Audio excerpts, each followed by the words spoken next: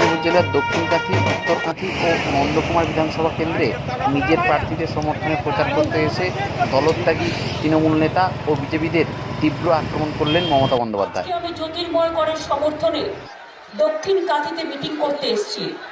আমার সহকর্মী রামনগরের প্রার্থী অখিল গিরি, সুপ্রকাশ, সিদ্ধার্থ মাইতি, রামগোবিন্দ দাস, প্রদীপ গায়েন, হাবিবুর রহমান, হরিসাধন দাস অধিকারী, আনোয়ার উদ্দিন, মিনময় পান্ডা, আব্দুল সত্তার, মধুরিমা মণ্ডল, তানিয়া জানা, সুবল মান্না, রত্নদীপ মান্না, নন্দলাল মিশ্র, সৈয়দ মোহাম্মদ, সুপ্রভা নায়ক, গণেশ মোয়া ঠাকুর সহ এখানে সকলে উপস্থিত আছেন।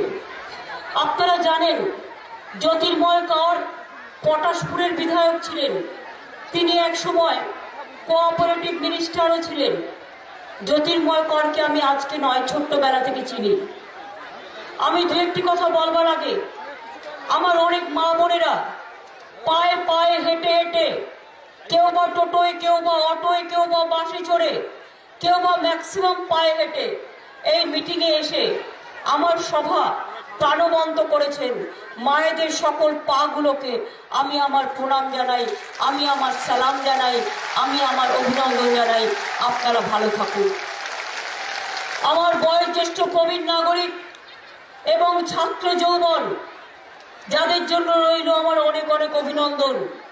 ছোট্ট ছোট্ট শিশু, তাদের জন্য রইল আমার অনেক শুভেচ্ছা। আজকে কাঁথিতে এসছি আমি। আমাকে আগে কাঁথিতে মিটিং করতে দেওয়া হতো না, আমাকে এগরায় মিটিং করতে দেওয়া হতো না, আমাকে পটাশপুরে মিটিং করতে দেওয়া হতো না। তার কারণ এগুলো একজনের জমিদারি ছিল। যোদ্ধার রাজা, জমিদার রাজা, যা বলবে তাই হবে, এই রকম একটা ছিল। পূর্ব মেদিনীপুর একসময় আমি দেখেছি কেন্দ্রীয় শাসিত অঞ্চল হিসেবে পরিগণিত হয়েছে। নির্বেদ রায়কে পছন্দ নয়, হারিয়ে দেওয়া হয়েছে। সুদর্শন ঘোষ দোষীদের এমএলএ এলাকায় ঢুকতে দেওয়া হয়নি। মধুরিমা আজকে এখানে এসছে। মধুরিমা আমাদের জেলা পরিষদের সভাধিপতি, তাই তো এখন, এবং মধুরিমাও একসময় এমএলএ ছিল। আমি জানি যারা ওদের কথা শুনবে, হারিয়ে দেওয়া হয়েছে ওকে। যারা ওদের কথা শুনবে তারাই থাকবে, আর যারা শুনবে না তারা থাকবে না। আপনাদের যদি কাঁথি দক্ষিণ অঞ্চলের মানুষকে আমি জিজ্ঞেস করি, 10 বছরে কাঁথি এলাকায় যে কাজ করেছে আমাদের সরকার, নাম লাগিয়েছে নিজেদের বোর্ডে, কিন্তু নিজেরা তো কাজটা করেনি। কাজটা আমি করিয়ে দিয়েছি। মনে রাখবেন, কাঁথি মহকুমা হাসপাতালে সিসিইউ হয়েছে, এইচডিইউ হয়েছে, এসএনসিইউ হয়েছে, মাদার অ্যান্ড চাইল্ড হাব হয়েছে, ব্লাড ব্যাংক হয়েছে, ফেয়ার প্রাইস মেডিসিন সেন্টার হয়েছে, ফেয়ার প্রাইস ডায়াগনস্টিক সেন্টার হয়েছে।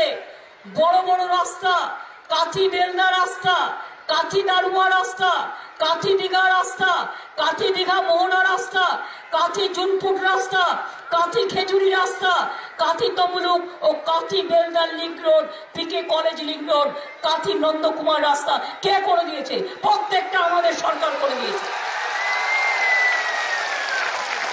কাঁথি বাস স্ট্যান্ড থেকে শুরু করে, কর্মতীর্থ থেকে শুরু করে, পথশ্রী থেকে শুরু করে, এমনকি এদের এত সাহস জানেন, উদ্বোধন করলাম আমি দীঘা গেট, আমার নামটা বাদ দিয়ে নিজেদের নাম লাগিয়ে দিয়ে চলে এলো। এরা এইভাবে করে গেছে। করলাম সবটাই আমরা। আজকে আপনারা জানেন কপালেশ্বর যে আমাদের প্রকল্প, নদী প্রকল্প কেলেঘাই কপালেশ্বর, ওটাও করে দিয়েছি। আগামী দিন ঘাটাল মাস্টার প্ল্যান হবে। আপনারা বলুন তো, কাঁথিতে 300 বেডের হসপিটাল করে দিয়েছি।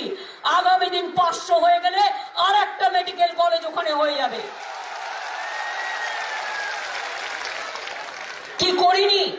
কাঁথির পাশে দীঘা ইন্টারন্যাশনাল কনভেনশন সেন্টার, 3টে ব্রিজ তৈরি করে, মুম্বাইতে যেরকম মেরিন ব্রিজ আছে তেমনি কাঁথিতেও, মনে রাখবেন, দীঘাতে, কাঁথির পাশেই দীঘা, এবং এখানে প্রায় মনে রাখবেন 3টে সেতু তৈরি করা হচ্ছে। যে সেতুগুলো 182 কোটি টাকা ব্যয় করে নয়াখালী, জলদা ও সৈকত সরণির সাউলাতে 3টে সেতু, এটা তৈরি হলে কাঁথি থেকে দীঘা নতুন করে সেজে উঠবে। 90% কাজ হয়ে গেছে। দীঘাতে ইন্টারন্যাশনাল কনভেনশন সেন্টার কে করে দিয়েছে? আমি করে দিয়েছি। মনে রাখবেন, দীঘাতে দীঘা ডেভেলপমেন্ট অথরিটির বাড়ি কে করে দিয়েছে? আমি করে দিয়েছি। মনে রাখবেন, দীঘা কাঁথির ডেভেলপমেন্ট, আজকে কত হোটেল। আর দীঘা তমলুক কে করেছে মা বোনেরা? দীঘা তমলুক রেল আমি করে দিয়ে গিয়েছিলাম। মনে রাখবেন, 9 মাসের মধ্যে যে দীঘা তমলুক রেল হচ্ছিল না। আর আজকে বড় বড় কথা, কাঁথিতে ঢুকতে গেলে পারমিশন চাই। এখন আমি খুশি যে আমার আর কাউকে পারমিশন নিতে হবে না, আমি আপনাদের কাছে আসতে পারবো। কাঁথি আমার বড় সাথী, এটা মাথায় রাখবেন। জ্যোতির্ময়গড়কে ভোট দেবেন, ওদিকে উত্তরে তরুণ জানাকে ভোট দেবেন, আশেপাশে যত অঞ্চল আছে ভোট দেবেন। আর মিদনাপুর পূর্ব জেলা আমি দেখে দেবো, মৎস্যজীবীদের আমি দেখে দেবো, ইটভাটা আমি দেখে দেবো। এখনো তো বন্ধ হয়নি, বন্ধ তো করতে দিইনি। গতিধারার গাড়ি, অটো, টোটো থেকে শুরু করে সবটাই করে দিয়েছি। অ্যাম্বুলেন্স থেকে শুরু করে মাতঙ্গিনী কলেজ থেকে শুরু করে মহাত্মা গান্ধীর নামে এই জেলায় বিশ্ববিদ্যালয় তৈরি থেকে শুরু করে সবটাই করে দেওয়া আছে। আগামী দিন মনে রাখবেন, পর্যটন শিল্প নোটবন্দির জন্য আর কোভিডের জন্য কিছুটা মার খেয়েছে। তাই আমাদের সিদ্ধান্ত সরকারের, আমরা আগেই ঘোষণা করেছি special scheme for tourism industry, যেখানে আমরা ফিশ অকশন সেন্টার করছি দীঘাতে। এখান থেকে মাছ বিক্রি করতে পারবেন আপনারা। মনে রাখবেন, আগে একটা মৎস্যজীবীদের একটা আইডেন্টিটি কার্ডও ছিল না। আগে মানুষ হারিয়ে গেলে ফিরে আসতো না আর বাড়িতে, পরিবার কাঁদতো। আমরা আইডেন্টিটি কার্ড করে দিয়েছি। আপনি যদি বাংলাদেশে গিয়ে হারিয়ে যান, আপনার কার্ডে লেখা থাকবে আপনি বাংলাদেশে আছেন, তখন আপনাকে ওখান থেকে আমরা নিয়ে আসছি। আজকে দীঘায় তাজ বন্দর হচ্ছে, তাজপুর বন্দর। সেই তাজপুর বন্দর হয়ে গেলে 25,000 লোকের চাকরি হবে। এই দীঘায় 25,000 লোকের চাকরি হবে। সেই চাকরিগুলো কাঁথির ছেলে মেয়েরাও পাবে, নন্দকুমারের নন্দীগ্রামের ছেলে মেয়েরাও পাবে, চণ্ডীপুরও পাবে।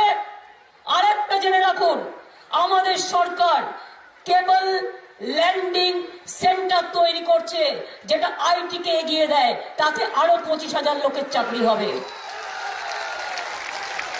Small scale industry 5 lakh crore টাকা আমরা ব্যয় করছি সমস্ত ক্লাস্টার ভরে ভরে তৈরি করার জন্য।